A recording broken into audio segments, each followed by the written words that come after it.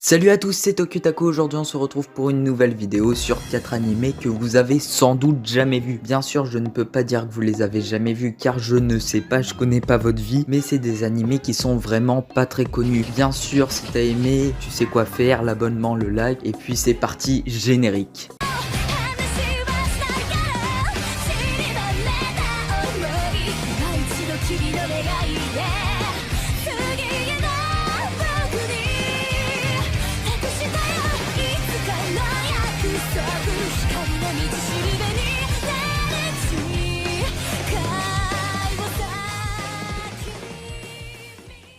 Alors dans cette vidéo, ce sera des animés pour tous les goûts.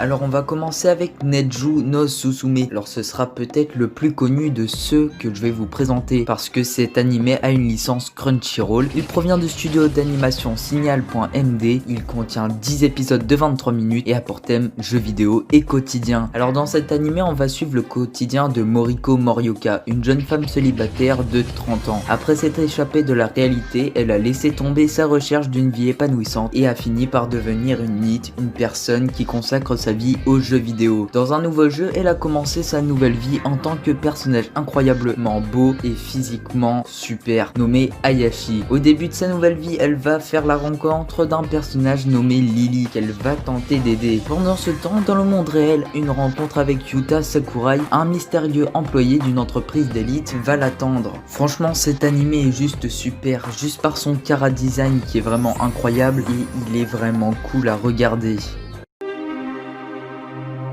Et on continue avec Maoyu Maoyusha. Alors cet animé vient du studio d'animation ARMS. Il contient 12 épisodes de 23 minutes et a pour thème médiéval. Dans un monde où les démons et les humains sont en guerre, Yusha, un héros humain, arrive après un long voyage au château du roi démon dans le but de le mettre à mort. Yusha se rend alors compte que le roi démon est en fait une reine du nom de Mahou. Elle lui explique que la guerre donne une raison aux êtres humains de travailler main dans la main et d'améliorer leur société dans son ensemble. Mahou le convainc donc que les humains tomberont dans une guerre civile sanglante sans ce conflit avec les démons. Le héros décide donc d'unir ses forces avec elle pour éviter cette catastrophe. Franchement, j'ai kiffé cet animé dû par son chara design qui ressemble énormément à Sword Art Online, mais aussi à son histoire qui est sympa à regarder.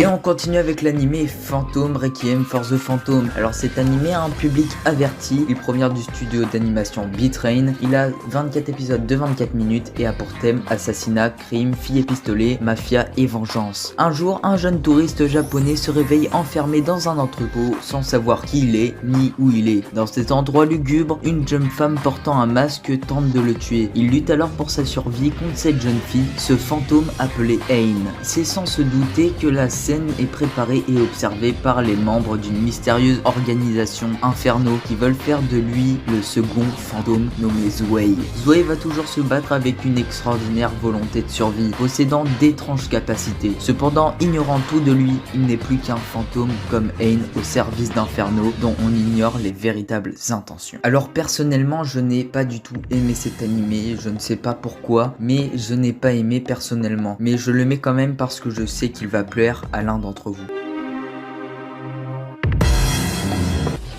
Et on finit avec Denkigai no Onyasan. Alors cet animé a une licence Crunchyroll, il provient du studio d'animation Shin-Ei Animation. Il a 12 épisodes de 23 minutes et a pour thème otaku et quotidien. Umio est un étudiant réservé et timide qui travaille à mi-temps dans une librairie de manga. À cause de sa personnalité, il a peu d'amis et son seul véritable entourage est constitué de ses collègues de travail. Une belle brochette de personnages tous aussi uniques les uns que les autres. Alors c'est tout ce que je peux vous dire parce que je n'ai pas grand chose à dire sur cet animé, mais je peux vous dire vraiment qu'il est drôle et que vous allez passer un bon moment devant. Et c'est la fin de cette vidéo, j'espère qu'elle t'aura plu et que t'as kiffé les animés que je t'ai présentés. Bien sûr, dis-moi en commentaire si tu connaissais ces animés, car moi personnellement, je les ai connus il y a pas très longtemps et c'est pour ça que je vous les ai présentés, car j'ai vu qu'ils étaient très peu notés. Donc dis-moi si tu les connaissais et si t'as aimé, tu sais quoi faire. Et moi je te dis à la semaine prochaine, c'était Tokyotako.